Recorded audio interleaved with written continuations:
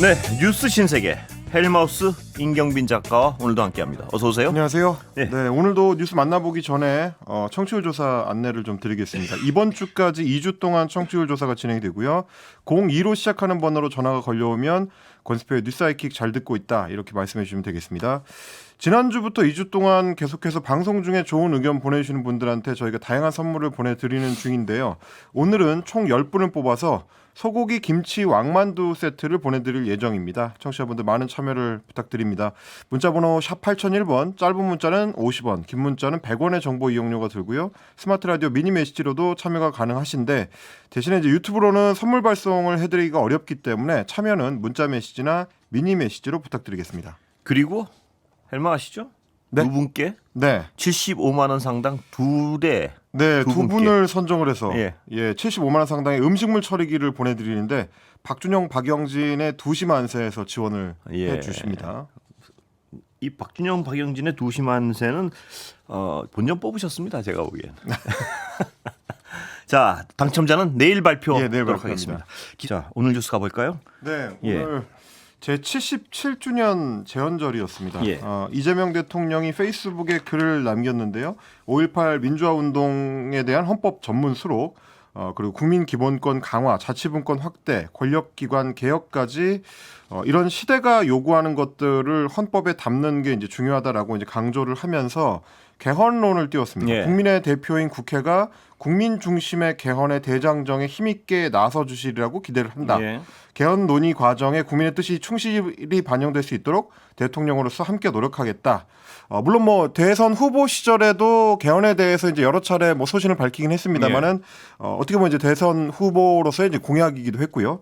대통령이 되고 난 이후에 취임한 이후에는 개헌에 대해서 공식 입장을 밝힌 게 이번이 처음입니다. 예. 뭐 워낙 이제 헌법이 제정된 중요한 우리 이제 국가 기념일에 또 의미 있는 어떤 첫 발을 뗐다라고 평가할 수 있겠는데 이 말을 받아 안아야 하는 이제 국회의 이제 지도자 우원식 국회의장도 오늘 제 77주년 개헌절 경축식에서 국회와 정부 그리고 국민이 모두 흔쾌히 동의할 수 있는 최소 수준의 개헌으로 첫 발을 떼는 게 꼭 필요하다.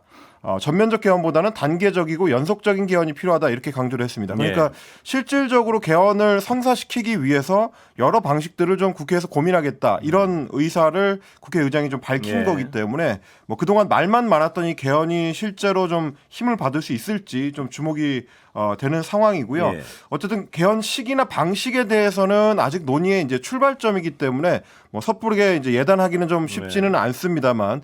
정권 초반에 대통령과 이제 국회의장이 손을 맞잡고 개헌 논의를 꺼냈기 때문에 이전의 개헌 논의들보다는 조금 더 현실성이 있지 않느냐 뭐 이렇게 좀 평가해 볼 수 있을 것 같습니다. 그리고 휴일로 만들겠다는 얘기도 했죠? 네, 재헌절이 공휴일에서 빠진 게 2008년인데요. 그때 이제 주 5일제가 전면 도입이 되면서 휴일이 너무 많다고 하면서 특히 이제 재헌절을 제외를 시켰었습니다. 근데 이제 오늘 대통령이 수석보좌관 회의에서 이제 이렇게 얘기했습니다. 7월 17일 헌법이 제정되고 공포된 날을 기념하는데 소위 절로 불리는 그 국가 기념일들 중에서 유일하게 휴일이 아닌 것 같다. 뭐 광복절이라든지 뭐 이런 절자가 붙는 국가 기념일들은 다 이제 휴일인데 재헌절만 빠져 있다라고 이제 지적을 하면서 향후에 재헌절을 좀 특별히 기릴 필요가 있기 때문에 휴일로 정하는 방안을 한번 검토해봤으면 좋겠다. 이렇게 이제 지시를 한 겁니다. 그래서 재헌절을 맞아서 국민이 국가의 주인이라는 어떤 헌법 정신, 국민 주권 정신을 다시 되돌아보는 그런 계기가 만들어졌으면 어떨까 하는 생각이다 이렇게 얘기를 했습니다. 그래서 3.1절, 광복절, 개천절, 한글날과 함께 재헌절이 이제 5대 국경일인데 이 가운데서 유일하게 쉬지 않는 국경일이 이제 재헌절이기 때문에 내년부터는 아마 재헌절도 쉬는 국경일로 바뀌지 않을까 뭐 이렇게 지금 생각이 됩니다. 자, 국민의힘이요. 그런데 재헌절 경축식에서 특정 노래를 빼달라 그런 거 이건 뭡니까? 그러니까 재헌절 경축식 행사를 준비를 하면서 어제 리허설이 있었는데 리허설이 끝나고 나서 국민의힘 쪽에서 이제 공식 루트를 통해서 개헌절 경축식과 관련된 축하 공연과 관련된 제안을 좀 해왔다고 합니다. 원래는 재헌절 경축식 행사에 이제 크로스오버 그룹인 라포엠과 국방부 군악대대 성악병들 예. 그리고 국민합창단이 함께 합창을 하는 합창곡 메들리가 준비가 돼 있었고요. 예. 오늘 뭐 경축식 보신 분 있으시겠지만은 실제로 대미를 장식할 때 이 합창곡 메들리가 합창이 됐습니다. 네. 원래 계획은 신라의 달밤을 제일 먼저 부르고 그다음에 이제 아침 이슬, 잘 살아보세, 임을 위한 행진곡, 그다음에 아 대한민국, 오피슨 코리아, 예. 다시 만난 세계 이렇게 총 7곡을 준비를 했는데 뭐 제목을 보시면 아시겠지만 이제 일제 강점기부터 시작해서 뭐 산업화 시기라든지 뭐 민주화 운동 투쟁기 예. 그리고 이제 한국의 어떤 부흥기 그리고 얼마 전에 있었던 비상계엄에 대한 국민적 저항까지 예. 뭐 역사적 현장마다 함께 했었던 노래들을 좀 하나씩 이제 배치를 해서 역사적인 상황들을 이제 다시 돌아보는 뭐 그런 의미로 이제 예. 계획한 합창 메들리였는데요. 근데 어제 리허설이 끝나고 나서 국민의힘 쪽에서 이 노래들 중에서 임을 위한 행진곡하고 다시 만난 세계 이제 두 곡을 콕 집어서 제외해달라. 예. 이렇게 요구를 했습니다. 그래서 이 요청이 안 받아들여지면 경축식 자체를 보이콧하겠다라는 얘기까지 했다는 겁니다. 그럴 문제인가요? 예. 네. 그러면서 이제 요구한 내용을 뭐 추가로 같이 보시면 어떤 네. 의미인지 좀 알 수가 있는데 예, 뭡니까? 행사의 이제 배경에 그 영상이 함께 합창을 할 때 영상이 함께 삽입이 돼서 흘러가는 방식으로 구성이 돼 있는데 그때 12.3 비상계엄 당시에 국회 사진이 들어가 있었다. 그걸 빼달라. 이런 요구도 같이 있었다는 겁니다. 그러니까 뭐 의미를 짚어보자면 국민의힘 쪽에서 자기의 어떤 지지층이나 국회의원들이 불편해하는 예. 노래들, 뭐 임을 위한 행진곡이나 다시 만난 세계도 결국 이제 지난 비상계엄 내란 사태를 떠올리게 하니까 예. 그때 국민의힘이 제대로 된 역할을 하지 못하거나 오히려 계엄 해제를 사실상 방해하고 내란에 이제 동조하는 모습을 보였다라는 비판을 계속 받아왔었기 때문에 국회의원들이 참석한 제헌저 경축식에서 그런 노래가 불리고 영상이 재생이 되면 불편하다. 뭐 이런 취지의 이제 요구였던 것 같습니다. 네. 그래서 결과적으로는 개헌절 경축식에서 임을 위한 행진곡이 빠졌고요. 예. 다시 만난 세계는 이제 불려지긴 했습니다. 그리고 영상 속의 사진들도 원래 이제 기획했던 대로 유지가 됐습니다. 다만 이제 임을 위한 행진곡은 국민의힘 쪽에서 요구하기로는 원래 이제 5.18과 예. 관련된 기념곡이니까 행사의 취지에 맞는 노래를 해야 되는 거 아니냐. 라는 식으로 요청을 해서 예. 임을 위한 행진곡만 빠진 채로 재창이 됐습니다. 합창이 됐습니다. 그래서 일부만 수용을 하는 뭐 그런 예. 방식이 된 건데 사실 이 요구대로 하면 제헌절 날은 제헌절 경축 노래만 불러야 되는 거라서 다른 노래들은 왜 가능하냐 뭐 이런 얘기가 되는 거거든요. 뭐 그렇기도 하고요. 무슨 노래를 빼달라고 뭐 그럴 수는 있겠지만 그걸 안 하면 경축식에 참석을 안 하겠다 그러면 이런 어떤 사고는 좀 어디 왜 그럴까요 싶습니다 정말. 예. 헌법이 제정된 이제 국회의 축제 날이거든요. 국회가 이제 공식적으로 스스로를 북돋을 수 있는 거의 유일한 날이 이제 예. 헌법이 제정된 제헌절인데 그 행사의 의미나 경축식의 어떤 준비 내용들을 봤을 때 이게 이럴 일인가 싶은 그렇습니다. 생각이 드는 거는 뭐 자연스러운 좀 생각인 것 같고요. 그래서 저도 이제 이걸 소개하게 된 거고 또 예. 한 가지 좀 주목할 만한 게 오늘 경축식을 앞두고 국회 잔디광장에서는 상징석을 설치하는 행사가 예. 열렸습니다. 비상계엄을 국회가 곧바로 해제해서 민주주의를 지켜낸 그 예. 정신을 이제 기리기 위해서 국회에서 이제 그 마련한 그 상징석을 오늘 이제 설치하는 예. 그런 행사였는데 상징석에 뭐라고 적혀 있냐면 전면에 민주주의 최후의 보루 대한민국 국회 라고 새겼습니다. 예. 이건 오늘 이제 경축식의 이제 그 상징 문구이기도 예. 했는데 이걸 영원히 새겨서 예. 12월 3일 윤석열의 전격적인 어떤 비상계엄을 통해서 내란을 일으키려고 했었던 그 쿠데타를 국회가 표결로 신속하게 해제시켰던 것, 예. 헌정 중단을 막아냈던 거를 이제 기념하기 위해서 네. 오늘 이제 기념석을 만들고 그 개막 행사를 했던 건데 이 개막식에 이제 우원식 국회의장, 이하경 국회 부의장, 주호영 국회 부의장 그리고 김병기 민주당 원내대표 등 여야 정치인들이 네. 참석을 했습니다. 그런데 공교롭게도 그동안 이제 민주당 당권 주자들한테서 내란 정당으로 공격을 받아왔던 국민의힘의 원내대표 송원석 비상대책위원장은 또 불참을 예. 했습니다. 뭐 물론 뭐 개인 사정이 있었을 수는 있겠습니다만 이 상징석을 설치하는 의미를 봤을 때 또한 공교롭다 이렇게 말씀을 드려야 될 것 같습니다. 예. 자, 윤석열 씨 얘기 좀 해볼까요? 내란 재판은 그냥 아예 안 나가기로 한 것 같습니다. 예. 네, 오늘 두 번째 예. 불출석입니다. 원래는 이제 형사 재판이기 때문에 형사 재판의 피고인은 형사 재판 공판에 반드시 참석을 해야 됩니다. 출석을 해야 되고요. 그 출석을 이제 재판장이 공판 시작하기 전에 제일 먼저 확인을 합니다. 출석했는지 여부를. 근데 오늘도 윤석열 씨는 재판 출석을 하지 않았습니다. 변호인인 윤곽금 변호사가 뭐라고 했냐면 현재 피고인은 갑자기 구속이 돼서 매우 힘든 수감 생활을 하고 있다라고 이야기를 했습니다.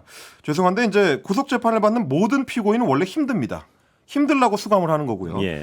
그런데 이제 뭐라고 덧붙였냐면 평소에도 당뇨, 혈압약을 복용을 하는데 현재 기력이 약해지고 건강이 악화돼서 어지럼증으로 구치소 내에 접견실까지 가는 계단을 올라가는 것도 매우 힘들어하는 상황이다. 하루 종일 재판에 앉아있기가 힘든 상태고 특검이 공판에서 배제되지 않는 이상 출석하기 어려운 상황이다라고 하면서 하지만 재판을 거부하는 건 아니다. 이렇게 말입니까? 얘기를 했습니다. 그러니까 왜냐면 이제 재판을 거부하는 게 되면은 가중 처벌을 받을 수도 있고 이제 별도 처벌을 받을 수도 있거든요. 나가고 싶은데 건강 때문에 피치 못하게 못 나간다. 뭐 이런 주장을 하고 싶은 거군요. 너무 힘들어서 이제 서울 구치소까지 오기가 어렵다라는 얘기로 보이는데 이것도 역시 죄송한 말씀이지만 서울 구치소까지는 윤석열 씨가 걸어오는 게 아니고요.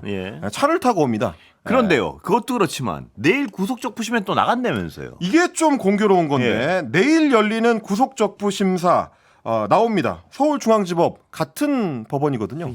같은 장소에서 열리는 공판에는 출석을 못할 정도로 너무 아프고 자기가 이제 자기 변호를 해야 돼서 만약에 잘하면 이게 이제 로또가 터진다면 구속이 풀릴 수도 있는 구속 적부 심사에는 직접 나가서 자기 상황을 설명하겠다. 그러면서 뭐라고 했냐면 직접 출석해서 건강 상태 등에 대해서 법원에 알릴 계획이다. 이렇게 얘기했습니다. 그러면 법원의 건강 상태를 알릴 거면 오늘 나와가지고 재판장한테 알리면 되거든요. 근데 왜 구치소 접견실까지 걸어갈 기운은 있는데 차 타고 서울중앙지법에 출석할 기운은 없는지. 근데 오늘 없는 기운이 왜 내일은 추가 발생을 하는 것인지 여러 가지로 좀 기묘하다. 굉장히 좀 독특한 피고인이다. 국민들이 봤을 땐 좀 무엄한 피고인 아니냐 뭐 이런 생각이 좀 듭니다. 건강도 아주 어떤 법적 상황에 따라 딱딱 맞출 수 있다는 능력이 있나 봅니다. 이분은. 뭐 자기 선택적으로 건강 상태를 만들 수 있다고 하면은 영화 능력입니다. 엑스맨에 나오는 이제 뮤턴트 종족인가라는 생각이 좀 듭니다. 이분은 정말 약간 어떤 이 조롱을 불러일으키는 행위를 많이 하는 것 같습니다. 정말 이렇게 해야 되나 싶은데 이 행태가 이제 국민들을 좀 조롱하는 것 같은 느낌이 들어서 저희도 이제 여러 재밌는 좀 비유를 좀 들어드렸습니다. 자, 그런데요. 또 옥중에서 편지를 보냈는데 모스탄 이것도 망상에 사로잡혀 있다. 이런 평가를 받던데요. 네, 제1동포 출신이죠. 이제 한국명언의 단현명 씨. 모스탄 미국 리버티대 교수가 지금 한국에 와서 여러 극우 유튜버들과 함께 행보를 하고 있는데 윤석열 씨가 옥중에서 편지를 보냈습니다. 그걸 이제 변호인들 그리고 전한길 전 한국사 강사를 통해서 이제 공개를 했는데 굉장히 힘든가 봅니다. 하루하루가 견디기 힘들다. 뭐 이런 표현들이 등장을 합니다. 특검이 갑작스럽게 접견 금지 결정을 해서 모스탄 교수를 만나지 못하게 돼서 몹시 아쉽다. 뭐 이렇게 얘기를 했고요. 이미 접견 약속을 잡았는데도 전격적인 접견 금지 결정을 내린 것 악의적이고 어리석은 것이라고 생각한다. 이렇게 주장을 했습니다. 그러면서 세상의 정의를 왜곡하는 이러한 세력 그리고 그들이 구축한 시스템과 대적하기 위해 고군분투하게 하고 있다. 라고 주장을 하면서 자신의 대선 출마 선언과 대통령 취임사에도 이 같은 인식과 철학이 잘 드러나 있다라고 했습니다. 그러니까 사실 이런 주장은 마치 그 모스탄 교수를 통해서 한때 모스탄 교수를 뭐 대사직에 이제 고용하기도 했었던 트럼프 미국 대통령한테 이제 보내는 것 같은 뭐 그런 내용들이 이제 들어 있고요. 그러면서 편지 말미에 보면 하루하루의 일상과 상황이 힘들지만 늘 하나님께서 함께 하심을 믿는다.